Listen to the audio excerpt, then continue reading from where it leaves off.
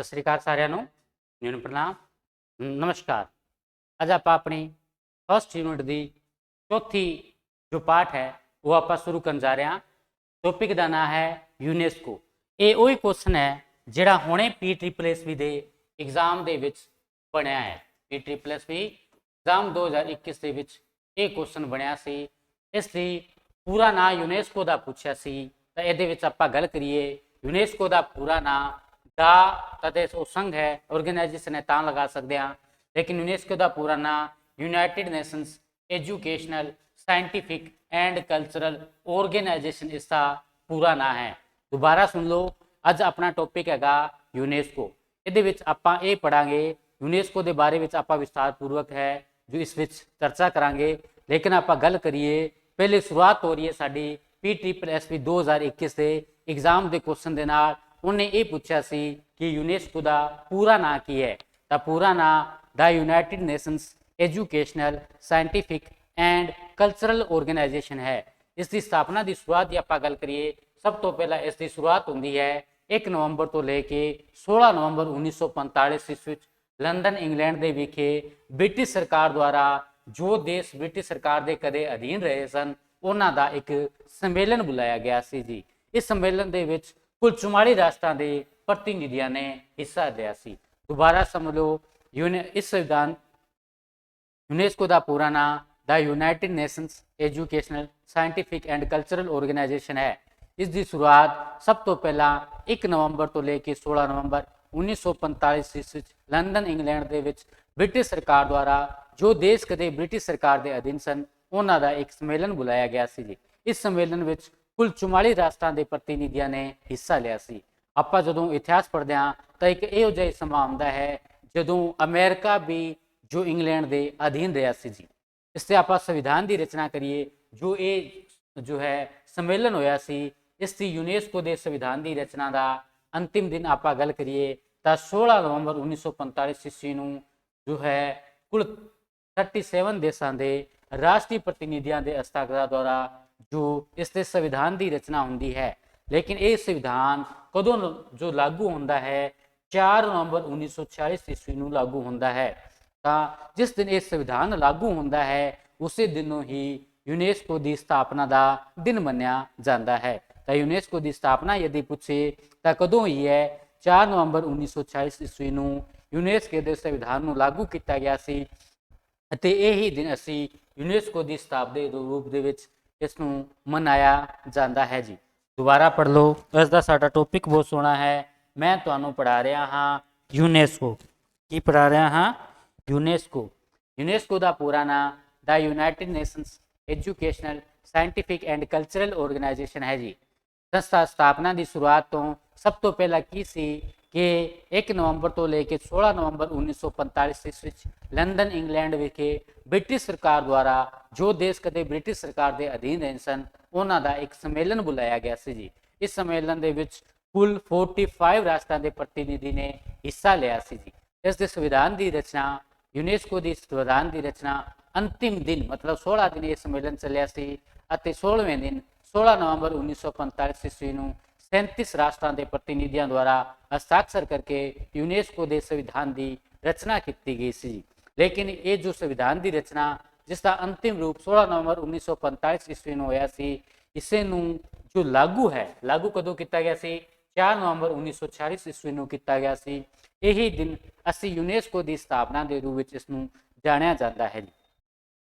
ਅੱਗੇ ਆਪਾਂ ਗੱਲ ਕਰੀਏ ਯੂਨੈਸਕੋ ਦੀ ਸਥਾਪਨਾ ਦਾ ਵਿਵਰਣ। ਯੂਨੈਸਕੋ ਦੀ ਸਥਾਪਨਾ ਦਾ ਵਿਵਰਣ ਦੀ ਆਪਾਂ ਗੱਲ ਕਰੀਏ, ਇਸ ਦਾ ਟੌਪਿਕ ਬਹੁਤ ਵਧੀਆ ਹੈ। ਹੁਣੇ ਹੀ ਜੋ ਹੈ ਇਸ ਦੇ ਵਿੱਚ ਜੋ ਪੰਜਾਬ ਲਾਇਬ੍ਰੇਰੀਅਨ 2021 ਦੇ ਵਿੱਚ ਐਗਜ਼ਾਮ ਦੇ ਵਿੱਚ ਆਇਆ ਹੋਇਆ ਕੁਐਸਚਨ ਸਾਨੂੰ ਮਿਲ ਰਿਹਾ ਹੈ। ਯੂਨੈਸਕੋ ਦੀ ਸਥਾਪਨਾ ਦਾ ਵਿਵਰਣ ਆਪਾਂ ਗੱਲ ਕਰੀਏ ਤਾਂ UNO ਕੀ ਹੈ? ਯੂਨਾਈਟਿਡ ਨੇਸ਼ਨਸ ਆਰਗੇਨਾਈਜੇਸ਼ਨ ਦੀ ਧਾਰਾ 57 ਦੇ ਵਿੱਚ, ਕਿਸ ਦੇ ਵਿੱਚ? 57 ਦੇ ਵਿੱਚ ਯੂਨੈਸਕੋ ਦੀ ਸਥਾਪਨਾ ਦਾ ਸਾਨੂੰ ਵਿਵਰਣ ਮਿਲਦਾ ਹੈ ਜੀ। ਇਸ ਤੋਂ ਬਾਅਦ ਆਪਾਂ ਗੱਲ ਕਰੀਏ ਤਾਂ 31 ਦਸੰਬਰ 2018 ਤੋਂ ਅਮਰੀਕਾ ਅਤੇ ਇਜ਼ਰਾਈਲ ਦੋ ਇਹੋ ਜਿਹੇ ਦੇਸ਼ ਨੇ ਜਿਨ੍ਹਾਂ ਨੇ ਯੂਨੈਸਕੋ ਦੀ ਮੈਂਬਰੀ ਹੈ ਉਹ ਛੱਡ ਦਿੱਤੀ ਹੈ। ਯੂਨੈਸਕੋ ਦਾ ਮੁੱਖ ਦਫ਼ਤਰ ਆਪਾਂ ਗੱਲ ਕਰੀਏ ਹੈਡ ਆਫਿਸ ਪੈਰਿਸ ਜੋ ਫਰਾਂਸ ਦੀ ਰਾਜਧਾਨੀ ਹੈ ਵਿਖੇ ਸਥਿਤ ਹੈ। ਭਾਰਤ ਆਪਾਂ ਗੱਲ ਕਰੀਏ, ਭਾਰਤ 4 ਨਵੰਬਰ 1946 ਈਸਵੀ ਤੋਂ ਯੂਨੈਸਕੋ ਦਾ ਮੈਂਬਰ ਹੈ। ਇਸ ਦਾ ਮਤਲਬ ਇਹ ਹੈ ਕਿ 44 ਰਾਸ਼ਟਰਾਂ ਵਿੱਚੋਂ ਜਿਹੜੇ 37 ਪ੍ਰਤੀਨਿਧਾਂ ਨੇ ਯੂਨੈਸਕੋ ਦੀ ਜੋ ਉੱਤੇ ਰਚਨਾ ਉੱਤੇ ਜਿਨ੍ਹਾਂ ਨੇ ਹਸਤਾਖਰ ਕੀਤੇ ਸੀ, ਉਹਨਾਂ ਵਿੱਚ ਭਾਰਤ ਵੀ ਸ਼ਾਮਿਲ ਸੀ ਜੀ। ਯੂਨੈਸਕੋ ਦੇ ਪਹਿਲੇ ਡਾਇਰੈਕਟਰ ਜਨਰਲ ਡਾਕਟਰ ਜੂਲੀਅਨ ਹੁਕਸਲੀ ਸੀ। इस वेले 11वें व्यक्तिगत स्थान थे आंद्रे अजोलो, की है आंद्रे अजोलो, दो फ्रांस से ने इस समय यूनेस्को के डायरैक्टर जनरल ने। हुण तुसीं ये वेख लेना है कि इन्हां दे चेंज हो गए कि यदि मेरे हिसाब नाल 2022 ईस्वी जनवरी 2022 तो चेंज हो गए होने हैं। इन्हां दा नया नाम तुसीं इत्थे शामिल करना जी। इस तो इलावा गल करिए 2020 की वार्षिक सभा सेंटोस ब्राजील विखे हुई सी, जिसकी थीम की सी क्रिएटिविटी दा रोड टू द इक्वलिटी सी जी। इस तो इलावा गल करिए 1949 में यूनेस्को द्वारा पब्लिक लाइब्रेरियां में सुधार के लिए जनतक लाइब्रेरी घोषणा पत्र, पब्लिक लाइब्रेरी मैनीफेस्टो जिसको अंग्रेजी में कहा जाता है, पहली बार जो जारी किया गया सी, जिस सब तो पहला सुधार है 1972 ईस्वी में, लास्ट संशोधन वाला राजस्थान लाइब्रेरी के बनया सी। अंतिम सुधार 1994 ईस्वी में इफला प्लस यूनेस्को द्वारा सांझे रूप के सुधार किया गया सी, जो 29 नवंबर 1994 ईस्वी को पेरिस फ्रांस तो इस सुधार नूं जो है वो जारी किया गया सी जी। अगे आप दोबारा तो पढ़ लो इसनूं। यूनेस्को की स्थापना का विवरण सानू कित्थे मिलता है? यूनेस्को की स्थापना का विवरण यूएनओ यूनाइटेड नेशन ऑर्गेनाइजेशन की धारा 57 दे विच यूनेस्को की स्थापना का विवरण मिलता है। लेकिन 31 दिसंबर 2018 तो अमेरिका और इजराइल द्वारा यूनेस्को की मैंबरी छड़ दी गई है। यूनेस्को का हैड ऑफिस पेरिस जो फ्रांस की राजधानी है विखे स्थित है। भारत 4 नवंबर 1940 तो यूनेस्को का मैंबर है। यूनेस्को के पहले डायरैक्टर जनरल की आप गल करिए तो डॉक्टर जूलियन हक्सली सी, इस वेले 11वें व्यक्तिगत स्थान पर आंद्रे अजोलो जो फ्रांस तो हैं इस वेले यूनेस्को के डायरैक्टर जनरल हैं जी। 2020 की वार्षिक सभा सेंटोस ब्राजील विखे हुई सी, जिसकी थीम थी creativity the road to equality. इस तो इलावा गल करिए विश्व स्तर के उत्ते, ये गल बहुत बढ़िया याद रखनी है कि विश्व स्तर के उत्ते यदि लाइब्रेरियां के प्रचार प्रसार के लिए कोई संस्था काम कर रही है तो वह आ रही है यूनेस्को जी। यूनेस्को ने पब्लिक लाइब्रेरियां के 1949 ईस्वी में पब्लिक लाइब्रेरियां के सुधार के लिए एक जो है पब्लिक लाइब्रेरी मैनीफेस्टो जिसनों पंजाबी में जनतक लाइब्रेरी घोषणा पत्र कहा जाता सी, पहली बार जारी किया सी। लेकिन इस फर्स्ट अमेंडमेंट या पहला सुधार सन 1972 ईस्वी में, लास्ट अमेंडमेंट या अंतिम सुधार सन 1994 ईस्वी में यूनेस्को प्लस। ये देखो दोवां विच तां यूनेस्को ने जारी किया 1949 में, 1972 ईस्वी सिर्फ यूनेस्को ने सुधार किया सी। लेकिन लास्ट अमेंडमेंट सी ना जो 1994 वाली, ये यूनेस्को प्लस इफला द्वारा सांझे रूप में पेश की गई सी, जो 29 नवंबर 1994 ईस्वी को पेरिस फ्रांस तो इसनूं जारी किया गया सी।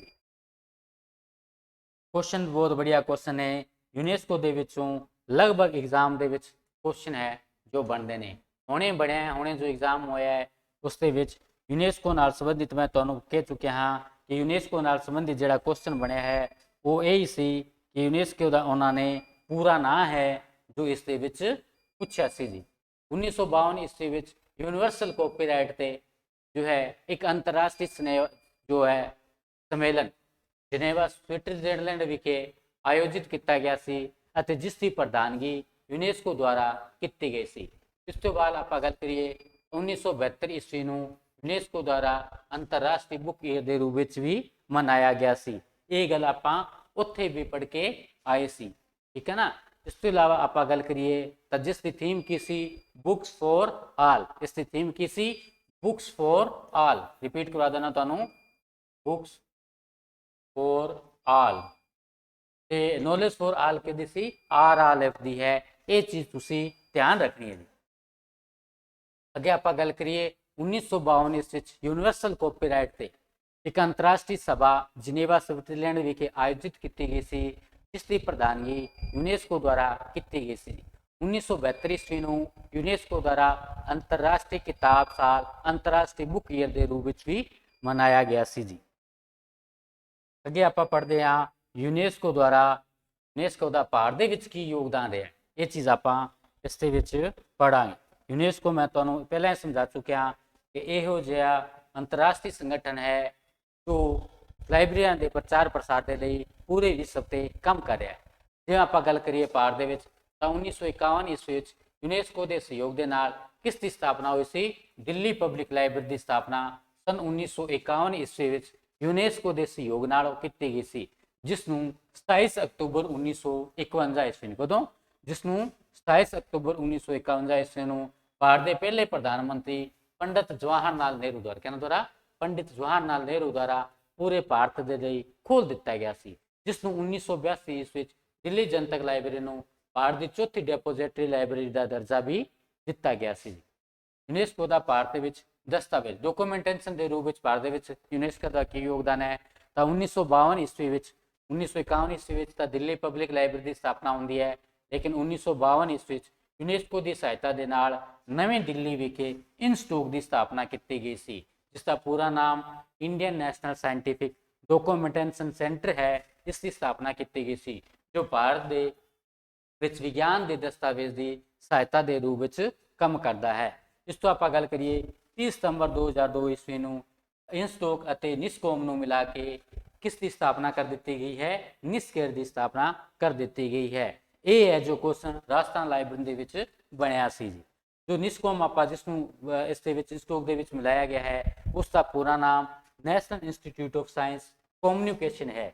इस किस में मिलाया गया है? निस्केयर ਨੂੰ। तो निस्केयर का कहना है इंस्टोक प्लस निस्कॉम ਨੂੰ मिला के की बन गया है? निस्केयर बन गया है। और निस्केयर का पूरा नाम की है? The national institute of science communication and information resource की स्थापना है जो की गई सी जी। दोबारा समझ लो, बहुत बढ़िया टॉपिक साडा चल रहा है। इसके विच आप पढ़ रहे हैं यूनेस्को के विच भी पढ़ रहे हैं यूनेस्को का भारत की योगदान से जी।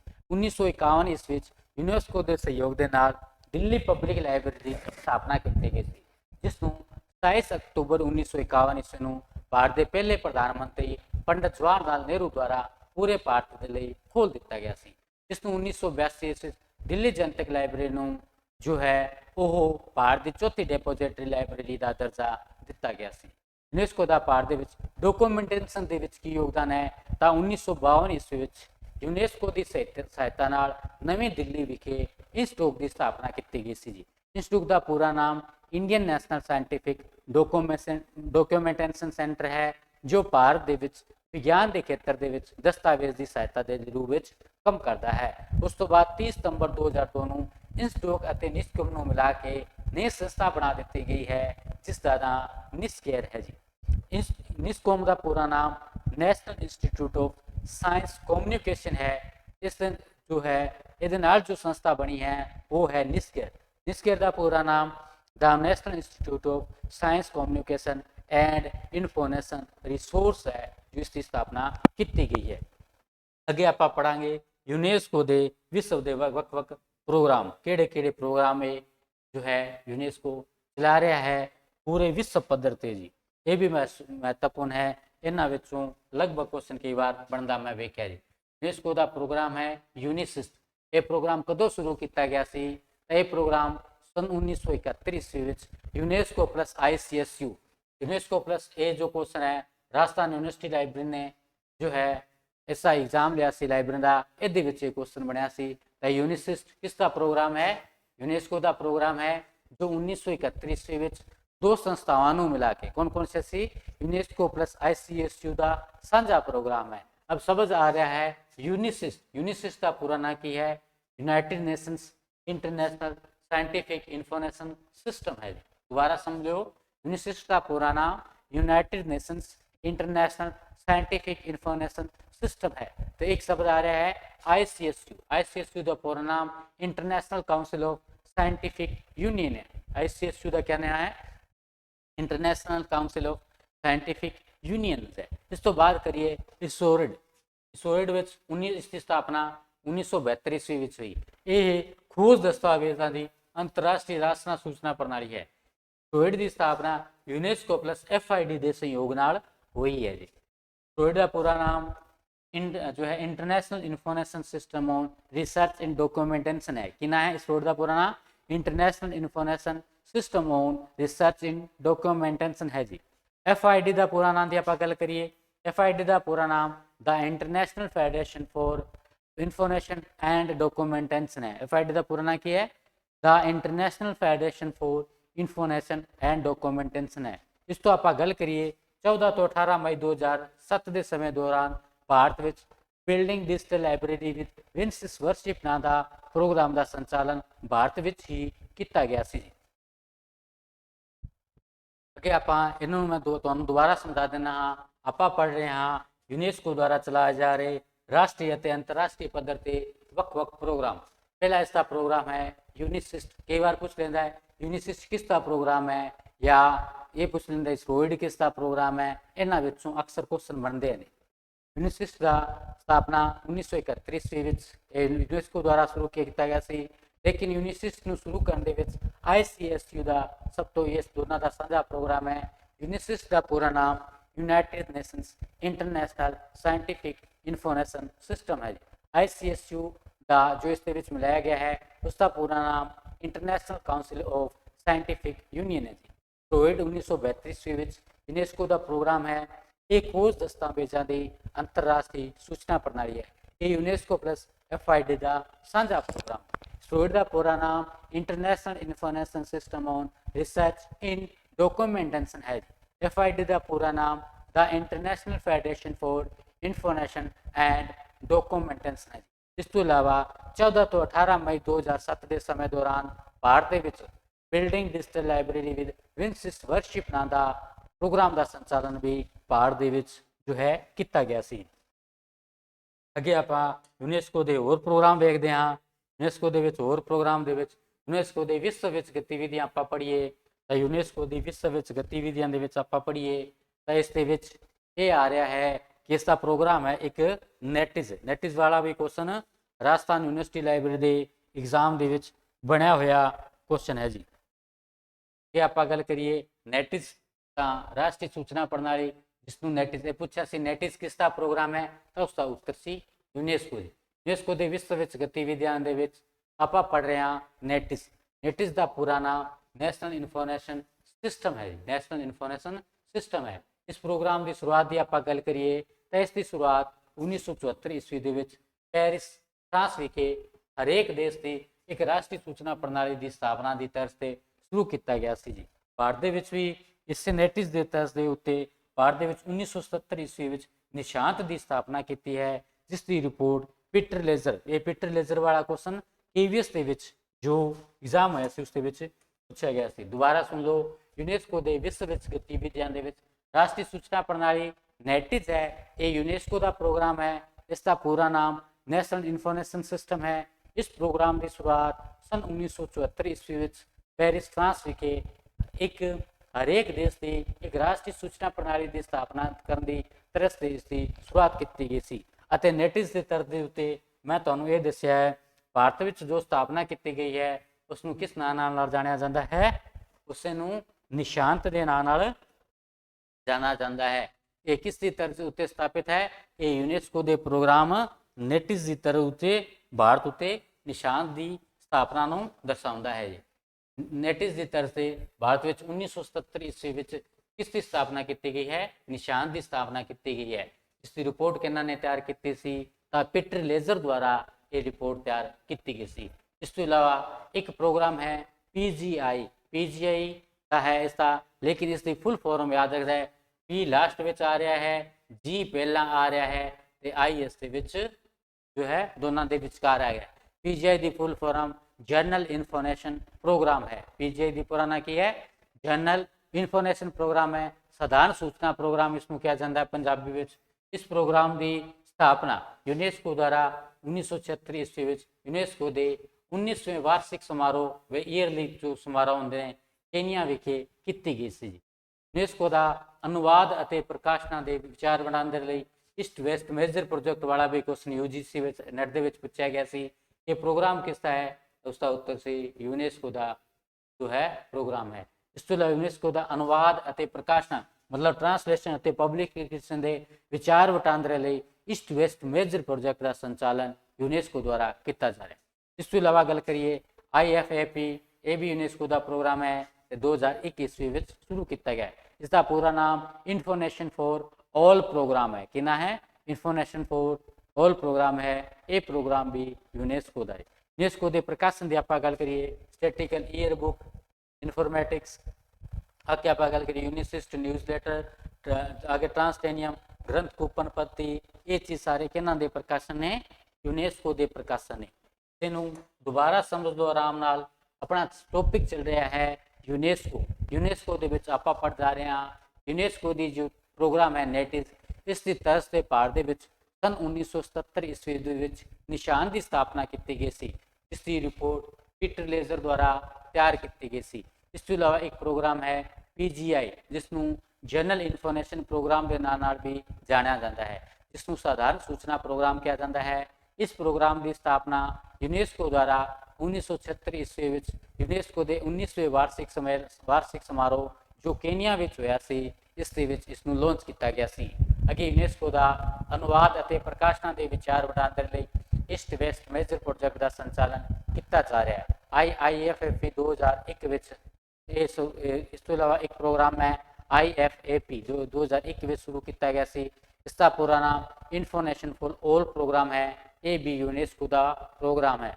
यूनेस्को के प्रकाशन केड़े केड़े ने? Statistical year book इन्फॉर्मैटिक्स, UNISIST newsletter, ट्रांसटेनियम ग्रंथ कूपन सिद्धांत, ये सारे किन्हां दे प्रोग्राम ने? ये सिद्धांत ने यूनेस्को दे। अगे होर आपां यूनेस्को के प्रोग्राम की गल करिए, इस आप पढ़न जा रहे हैं, अपना चल रहा है टॉपिक अज दा यूनेस्को। यूनेस्को के केड़े केड़े प्रोग्राम ने? इन्हां विच ग्रंथ कूपन सिद्धांत यूनेस्को का है। इस तो आप गल करिए वर्ल्ड ट्रांसलेशन, ये ईयर इंडैक्स है, ये भी किसका प्रोग्राम है? ये भी यूनेस्को का है। अगे आप गल करिए index translations in a world bibliography, ये भी यूनेस्को का जो है प्रोग्राम है। अगे गल करिए CCF की गल करिए तो आप CCF का पूरा नाम है जो है कॉमन कम्यूनिकेशन फॉर्मेट। कि ना है? Common communication format. अगे आप गल करिए CCF का की ना दस्या तुहानूं मैं? CCF का पूरा नाम है कॉमन कम्यूनिकेशन फॉर्मेट। ये क्वेश्चन बहुत बढ़िया CCF वाला सीधा ये पूछता होंदा है कि ये प्रोग्राम किसका है? तो CCF common communication programme format, ये भी यूनेस्को का है। इसी जो है 1984 ईस्वी में CCF ਨੂੰ शुरू किया गया सी, जिस 1988 ईस्वी ਤੇ 1992 ईस्वी में होर इसके संस्करण आए सन। इसकी जी रूपरेखा है पीटर एलन ने तैयार की सी, तो रिपोर्ट पीटर लेजर ने तैयार की सी, लेकिन CCF से इसका पीटर एलन ने आप पीटर 4-5 प्रकार के पीटर आएंगे इस लाइब्रेरी, लेकिन वो पीटर लेजर सी, ये पीटर एलन सी, जिन्होंने CCF की जो है ये इसनों रूपरेखा तैयार की गई सी। इसका ISO की गल करिए, ISO एक तो याद रखना है PGI, इसका पूरा नाम है जर्नल इन्फॉर्मेशन प्रोग्राम। ISO एक ही है, ये शब्द ने जो दिखते हैं वो होंगे नहीं, जो होंगे है वो सानू दिखते नहीं। ISO का पूरा नाम इंटरनेशनल ऑर्गेनाइजेशन फॉर स्टैंडर्डाइजेशन। इससे फुल प्रोग्राम है PGI ਅਤੇ ISO ਦੀ, ਇਹਨਾਂ ਨੂੰ ਤੁਸੀਂ याद रखना जी। इस तो इलावा यूनेस्को द्वारा दिए जाने वाले प्राइज़ कुल 42 प्रकार के प्राइज़ ये दिंदा है, जो किस के खेत्र के है? सिक्ख्या है, विज्ञान है ਅਤੇ सभ्याचार के नाल संबंधित है। परंतु कुछ महत्वपूर्ण मैं ऐड किए ने, जिसमें कलिंगा प्राइज़ वाला ये है NVS के क्वेश्चन बनया सी। कलिंगा प्राइज़ यूनेस्को का है। इस तो इलावा नोमा लिटरेसी प्राइज़ यूनेस्को का है।